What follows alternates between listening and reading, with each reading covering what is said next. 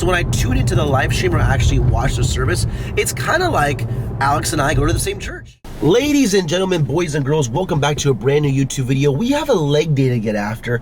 Before I head into the gym right now and actually go in there and dominate this quad day, we're gonna take a couple mouthfuls of this honey straight to the dome. I'm not gonna show that on camera just because I don't want that imagery out there of me taking the honey. But I said it once, I've said it 1,000 times. This is my favorite pre-workout snack, pre-workout fuel for a nice juicy pump. Whether it's leg day, whether it's upper body day, you cannot go wrong with a little organic, raw, unfiltered honey. You just can't. Anyways, I don't want to waste any more time. I'm gonna take this honey, I'm gonna get after it in there, and I will see you guys during the leg day. All right. Here we are, starting this leg day off with a little bit of leg extensions here.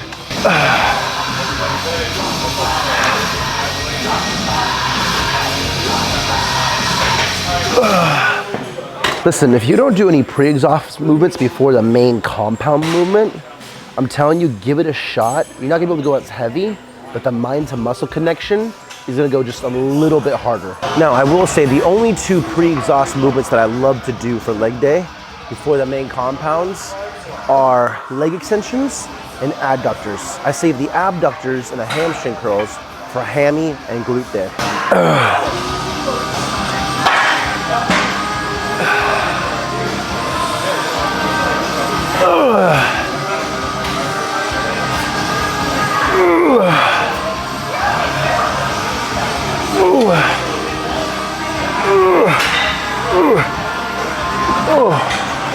Alrighty, first compound movement of the day is this hack squat. Now I am coming off of a 33-hour fast. So all day yesterday, I didn't eat any food, slept through the night, ate this morning. So we'll see how this feels.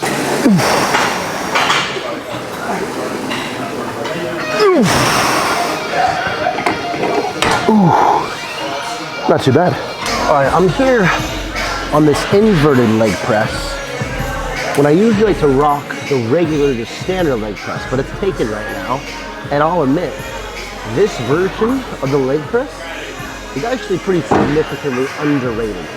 It actually hits the quads very nicely. So if the regular leg press is taken, I have no problem hitting this.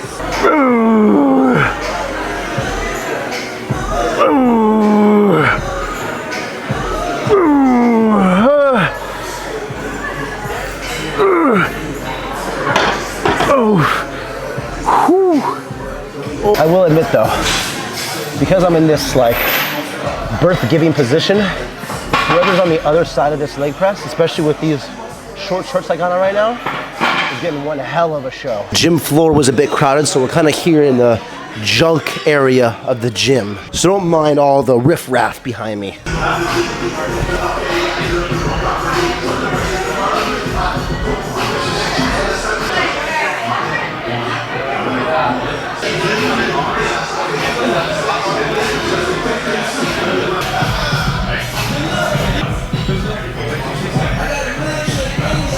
And that's the workout.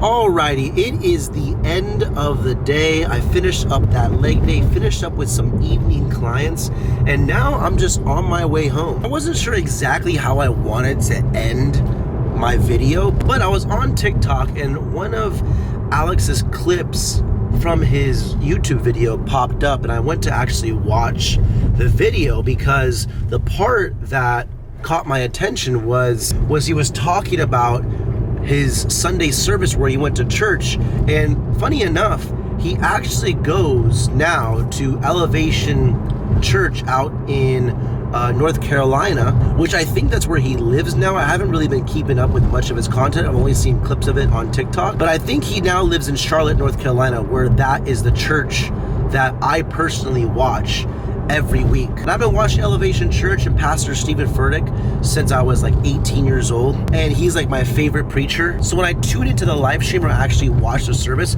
it's kind of like Alex and I go to the same church. I go virtually and he goes physically, which if I could, I would go physically for sure. But the title of the message for the weekend was "I'm Not Stuck Unless I Stop," and it's actually from the book that Stephen Furtick released called Do the New You. And I've been reading this book all week. I've been taking it very, very seriously. I've been reading it. I've been taking notes on it. And I wasn't sure exactly what I wanted to title the video or talk about. So I'm going to clickbait it just a little bit and say going to church with Alex Eubank. I mean, we both heard the same message. But there are some really good points in the idea of I'm not stuck unless I stop. And I'm pulling these directly from the book. And there were some significant aspects to that mindset that stuck out to me when I read that chapter, read about that mindset. The main point for me, though, that I took away from that mindset, he has a chapter called Do What You Would Do If. And the main focus of it is do what you would do if, and like insert the part of you that wants to change. So for example, if you want to get in good shape, well, do what you would do if you were already in good shape. If you were already in good shape, you probably wouldn't miss a workout that you were scheduled to do. If you were already in shape, you probably would eat all the meals that you need to eat. If you were already in shape, you probably drink the amount of water you need to drink, sleep the amount of sleep that you need to sleep, take the supplements that you need to take. And so, rather than waiting to get to that version of you, do what you would do if you were already that version. And one area of my life that I applied it to is that I want to be a really fantastic husband for a really great girl one day. And I want to have like 5 kids minimum. Yeah, I know, crazy, 5 kids, whatever. And so I think to myself, what is that version of me? Well, that version of me is a great dad and a great husband. Okay, well, what do I need to do as if I'm already a great dad or already a great husband? Well, if I'm already a great dad, I probably would be leading by example for my kids. I probably wouldn't be out doing dumb stuff. I'd probably be focusing on making money, providing for my family, providing for my wife.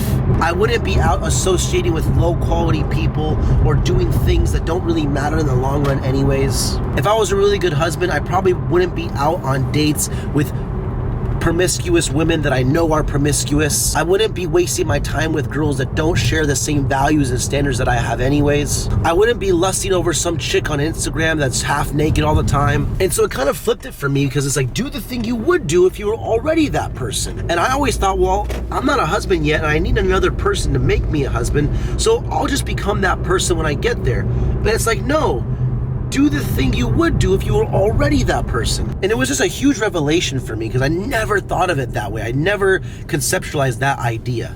And he ends it with, do the thing that you would do.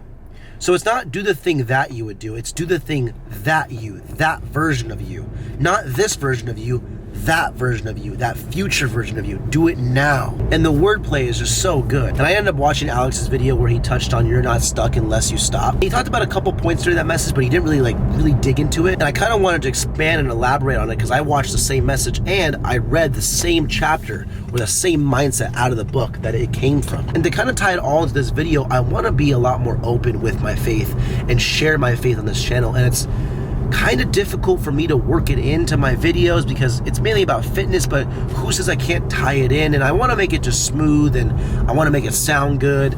And part of me is like, well, I'll wait till I have a bigger audience where it makes it more meaningful, or I'll wait till I have better production and I'm not recording it in my car on the drive home. But then I think, do the thing that version of you would do. Well, that version of me that does talk about my faith wouldn't wait for the right lighting or the right production or the big audience.